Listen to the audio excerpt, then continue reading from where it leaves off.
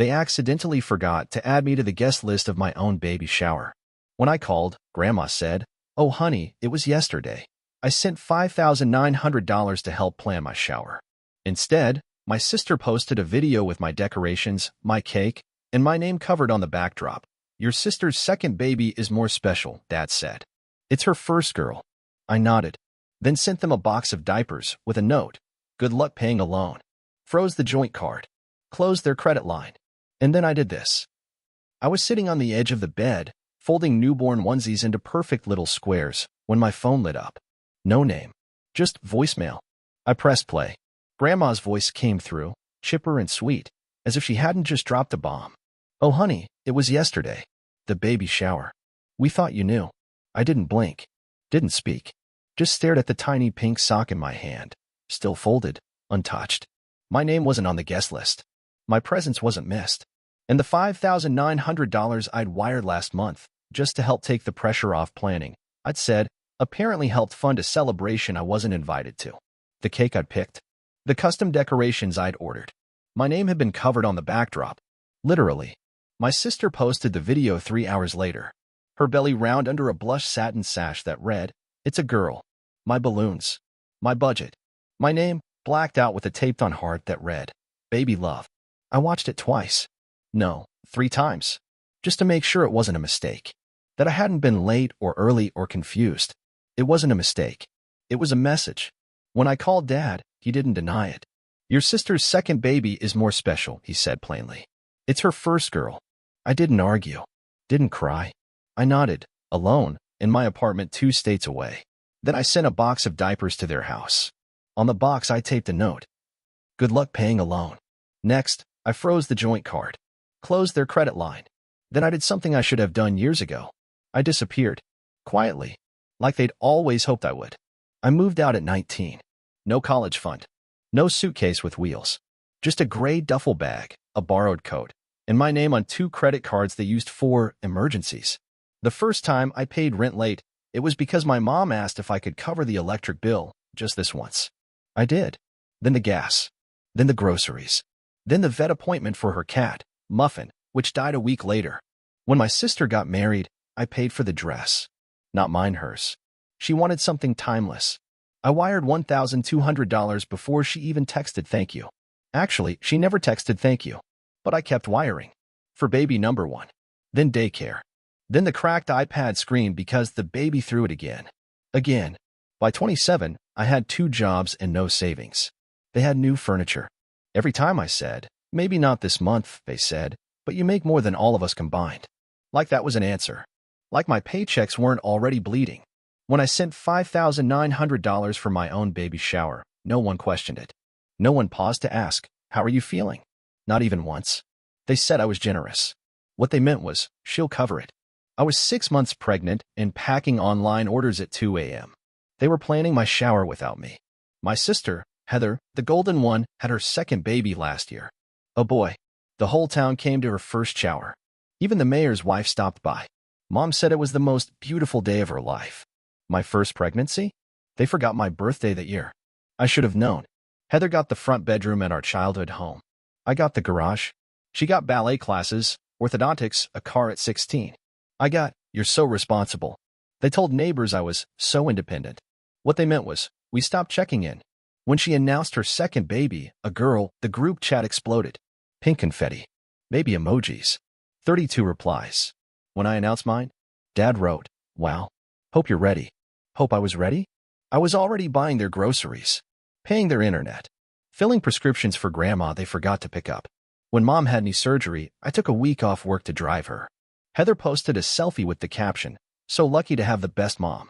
I wasn't tagged. I was the shadow behind the camera, the one who cleaned the bathroom and paid for the nurse. When I said I might not be able to help next month, Dad replied, "We always helped you when you were young." But they hadn't. I worked at 15, saved up for my own prom dress, took the bus to college interviews while Heather borrowed the car I helped gas up. They told people I was so driven. What they meant was, she won't say no. I said yes too many times. Yes to the down payment when their roof leaked.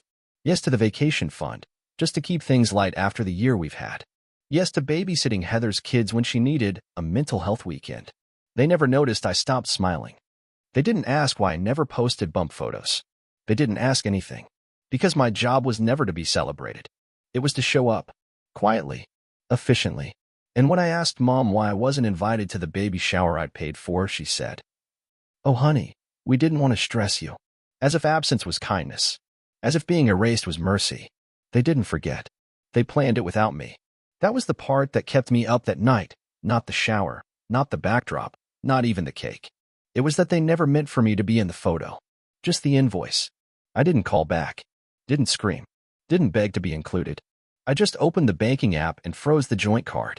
The one Heather used for emergencies. The one Mom said was temporary, but had my name and my credit and my liability. Then I opened the credit line. The one I opened after Dad's shoulder surgery, when their insurance didn't cover the second round of physical therapy. The same one they used later for the house remodel, which turned into a new kitchen for Heather. Closed. 3 clicks. 2 security prompts. No confirmation call. I logged into the baby registry they'd created on my behalf, the one Heather managed, and deleted it. My name was on it. But the items weren't for me. They were for her. Her baby. Her first girl. I watched the site blink, refresh, gone. The next morning, Heather called. Her voice was brittle. Not angry. Not apologetic. Just confused. "Hey, something's weird with the Target card. It declined when I tried to check out. Just diapers and some wipes, nothing big." I didn't answer. She left a second voicemail 20 minutes later. "If this is about the shower, I mean, it wasn't personal. We just thought it would be easier. You've been so tired. You didn't need the stress. So tired." That's what they called it. Not excluded. Not erased. Just tired. As if that excused what they did. As if silence was a favor. I opened my email instead. Scrolled to the folder marked legal. Opened the draft document I'd been working on since week 16. A simple clause in my will. Guardianship preferences, emergency contacts, access control to joint accounts. I updated all of it. Removed every Monroe. Added a friend from college who once drove 6 hours just to sit with me after a miscarriage. Someone who showed up without being asked. 2 hours later, Dad called. "Is this really necessary?" he asked, skipping the greeting. "You're angry, I get it. But freezing the accounts? That's not family." Family. He used that word like currency. Like it was something I still owed him. "We helped with Heather's shower too," he said. "And it's not like this is your first." No, it wasn't. But it was my first girl. Not that anyone had asked. I didn't argue. Didn't correct him. Just hung up. That evening, I got a group message from Heather, Mom, and Dad. No, hi. No, how are you feeling? Just. Reimbursement split for the shower costs. $238.49. Due this week. I stared at it. They didn't invite me. But they invoiced me. I left the message on read. Then blocked the group. The next morning, a Facebook post went up. Heather. A photo of the party. She was glowing, one hand on her belly, the other resting on the edge of the table I'd paid for. No sign of me. Not even a tag. The caption. Grateful for everyone who made today so special. We are already so loved. We. Not I. Not my daughter. But we, as in her, and the village they built without me. I closed the app. Deleted it. Then I made a list. Line by line. Every payment. Every transfer. Every favor. Every loan I'd never called a loan. The time I sent $3,000 for Heather's broken-down car. The $1,200 I wired for Mom's dental work when she said the crown wasn't cosmetic but the insurance said otherwise. The school supplies. The therapy bills. The groceries, the electric bills, the subscriptions, the streaming services they used but I paid for. I didn't do it for closure. I did it for clarity. Because for years, I'd let them shape the story. I was the helper. The one who didn't need much. The one with the good job, who just always had things handled. But I wasn't handling anymore. I was done. That weekend, Heather held a sip and see at her house. Bigger crowd. More flowers. No mention of me. I wasn't invited, but I came. Not to cause a scene. To end one. I wore black. Not to mourn, just to disappear. Left the car running. Parked 1 block down. The box was simple. Brown paper. Tightly taped. Heavy. Inside, diapers. Formula. A few bottles. And a card that read, "Good luck paying a loan." I didn't ring the bell. Just left it on the porch. Walked away. Halfway down the block, I heard the door open. Then my mother's voice, too bright. "Oh, look what someone left." I didn't turn. Didn't pause. She called out my name once. Sharp. Accusing. Like I'd ruined something. I kept walking. Later that night, I got a text from Dad. You always did like being dramatic. I replied. No. I liked being useful. You just didn't know the difference. Then I turned off my phone. I didn't cry. Didn't drink.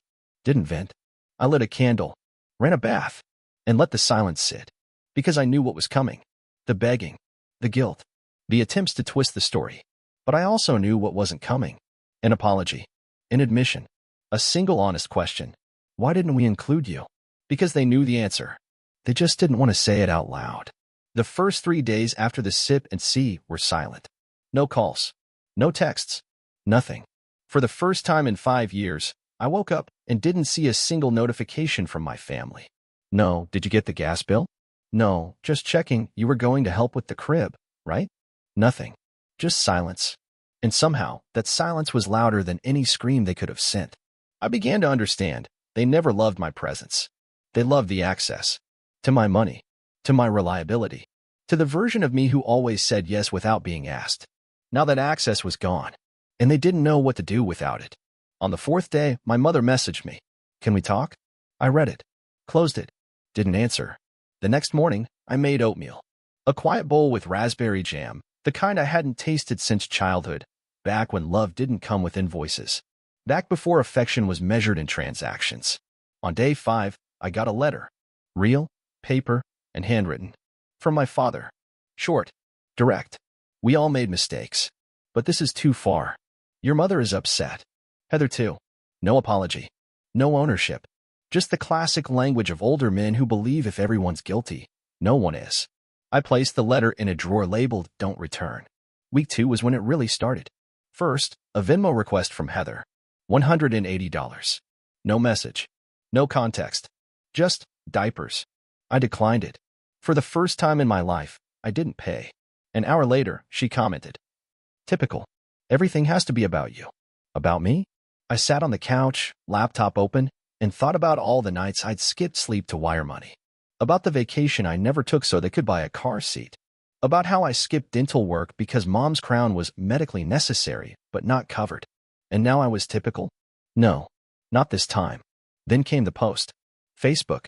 Heather, holding her newborn, smiling under a massive bouquet. Caption. Even when family walks away, God sends you real people. Over 100 likes. Dozens of comments. You're so strong. Keep your head up. You deserve better. I didn't know any of them. But they already knew me. Or rather, the version of me Heather had edited into a villain. The woman who abandoned her family. The one who cut off her own parents. I didn't reply. Didn't clarify. Didn't send any DM. I just quietly unfollowed everyone who clicked like. On the 3rd week, an envelope showed up at my door. A formal notice.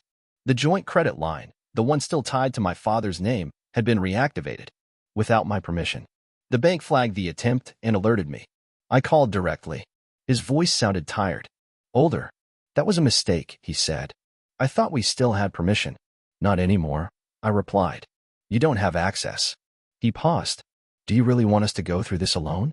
I waited, trying to figure out if that was fear or manipulation. You already did, I said calmly. I just stopped funding your silence. By week 4, I filed paperwork for my own LLC. Nothing flashy. No launch party. Just a quiet foundation for something that belonged only to me. A consulting firm for women like me. Financial restoration and restructure for daughters turned sponsors turned ghosts. I worked late at night. With coffee and spreadsheets in silence. And the women came. One by one. Then 10. Then 20. Each with their own version of my story. The one who paid for her sister's wedding and wasn't invited to the honeymoon. The one who paid off her parents' mortgage only to be left out of the will. The one who carried everyone until she stopped and was labeled cold. I didn't pity them. I recognized them. They weren't bitter.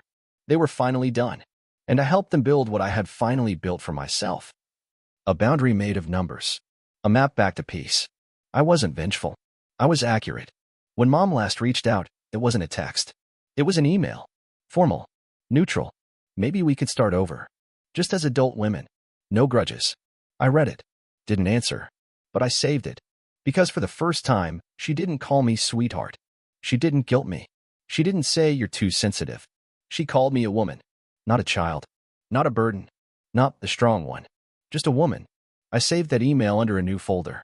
Titled, Not Anger. Closure. Because closure isn't silence. It's when you no longer need them to say sorry, and you're finally free of needing them at all. I wasn't angry. Not anymore. That was the strange part. Not after everything. Not after the erasure, the invoices, the empty invitations to events I'd funded but never seen. I wasn't angry because I finally understood what they were. What I had been. What I'd finally stopped being. For years, I believed I was the backbone. The steady one. The provider. The one who could handle it. And maybe I was. But it came with a cost I didn't understand until it was too late. They didn't just take from me. They built a system around me. A quiet economy. And I was the currency.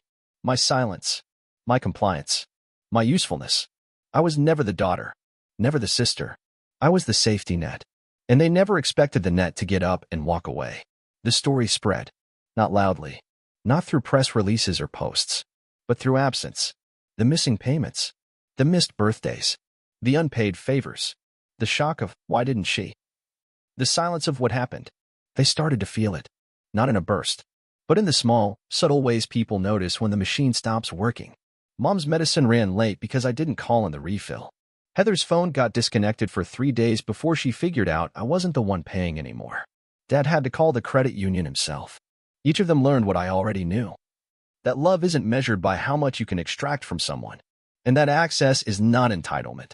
One night, I sat at the kitchen table, the same one I'd budgeted from, cried over, calculated every gift, every need, every debt. I pulled out a box. Not big. Not ornate. Just a simple cardboard box I'd kept for years. Inside it, proof. Not receipts, but moments. A drawing from a child who wasn't mine. A thank you card from a fundraiser I never attended. A napkin from a baby shower I wasn't invited to, with frosting still stuck to the corner. I laid them out one by one. Not to reminisce. Not to mourn. To confirm what I already knew. That I had always been there. Even when I wasn't seen. Even when they'd scrubbed my name from the banner, from the registry, from the family thread. I had always been there. And now, I wasn't. When Heather sent the final message, it was short. We miss you. Just come home. No punctuation. No warmth. Just absence pretending to be affection. I didn't answer. Not because I didn't have words. Because I no longer needed them. Somewhere, deep in the quiet, I had already arrived at the place she was asking me to return from. Home wasn't a house. It wasn't a family. It wasn't forgiveness. It was boundaries. And I'd built mine from steel. Months passed. The business grew. Clients came. Women found their voices and their limits. I watched them. I guided them. And in their stories, I heard echoes of mine. I saw the woman who paid for 3 weddings and wasn't invited to the 4th. The one who mortgaged her condo to save her father's business and wasn't listed on the new board. The one who raised a child who called someone else mom in the thank you speech. I didn't rescue them. I didn't have to. I gave them language, structure, legal clarity. I showed them how to close the account and still keep their dignity. And I taught them what I had learned in the hardest way. That survival is not selfish. That leaving is not cruelty. That silence is not forgiveness, but it can be freedom. One day, I received a package. No return address. Inside, a baby announcement. Heather's daughter. 1 month old. Pink bow. Printed photo. And a card. We thought you'd want to see her. She's perfect. You'd love her. I stared at it. Not with pain. With finality. They still didn't get it. It wasn't about the baby. It never was. It was about how they used me until they didn't need me. How they filled a room with decorations I'd paid for and scraped my name from the backdrop. How they smiled in photos I funded, but refused to look behind the lens. How they made a family out of convenience and called it love. I put the card back in the envelope. Didn't throw it away. Just placed it in a drawer marked. Not mine to carry. When people ask me now, I don't lie. Yes, I'm estranged from my family. No, it's not temporary. Yes, it was my choice. They sometimes tilt their heads, offer the usual lines. But family's everything. You only get one. Don't you think they meant well? And I just smile. A soft, tired smile. Because I used to believe that too. Until I realized. Family is not who you're born to. It's who looks for you in the crowd. Who says your name with intention. Who keeps you in the frame, even when you're not the one holding the camera. I'm not angry. Not bitter. I'm just free. Finally. Fully. And sometimes freedom doesn't roar. Sometimes it just sits across the table from you in the morning, in a cup of hot coffee you brewed for no one but yourself. Steam rising. Phone silent. Peace loud. And no one asks you for a single thing.